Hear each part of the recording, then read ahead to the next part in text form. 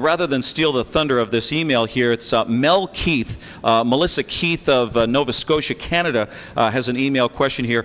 Could you give us an update on Levesque Dream? When will she be back? Closing in on $1 million. Also, give us an update on Wearable Art's stud career. Okay, Wearable Art, I'm going to say first, he's standing stud in Indiana. He's had a good reception out there. He was in Pennsylvania last year. I'm new to the stallion game, so we're still trying to figure out where the best fit for him is. But in Indiana, he seems to be getting a lot of support. And his first foal is a 2-year-old this year, but his first real crop won't be 2-year-olds until 2012. So I'm excited about him as a stallion. He was a gorgeous racehorse, an extremely talented horse who never got a chance to show his best.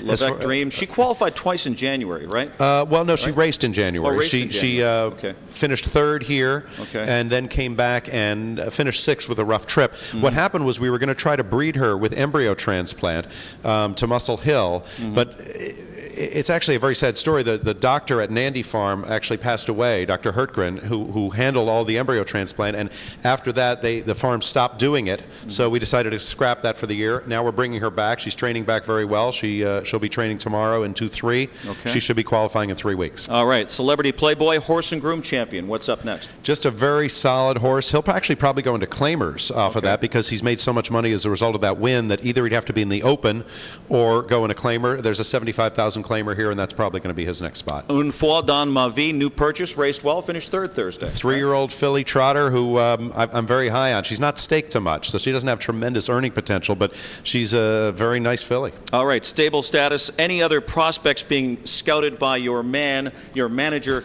Anthony Altamonte? Well, actually, right at the moment, I don't think Anthony's got his eye on anything new, but he's already done a tremendous job. I mean, the stable we have has been largely built by Anthony as he found these horses from across the country. I don't think he's got any new prospects, but we have a new prospect in a horse that we bought as a yearling named I've Got It All, who won his first qualifier yesterday. Okay, great. We'll keep an eye on that one. One more email here. You've come a long way.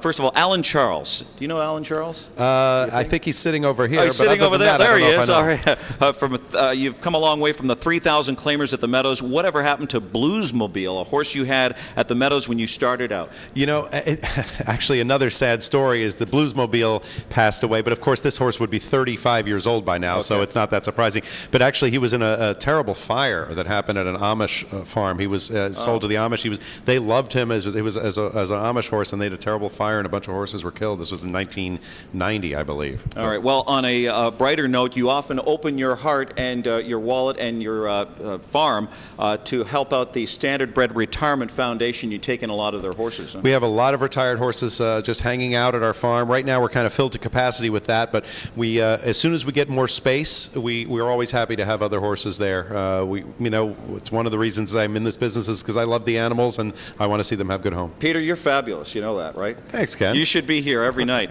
Well, at least one night a week. We'll see. We'll find out. Well, thanks for joining us. Best of luck with Aragon tonight and Enough Talk in 2010 and the rest of the stable. And best of luck to Anthony Altamonte wherever he is. Well, he'll need it. All right. We'll take a break and come back with Mr. Drive Time, Dave Brower, and we'll tee up round 1 of the Sumac Lad.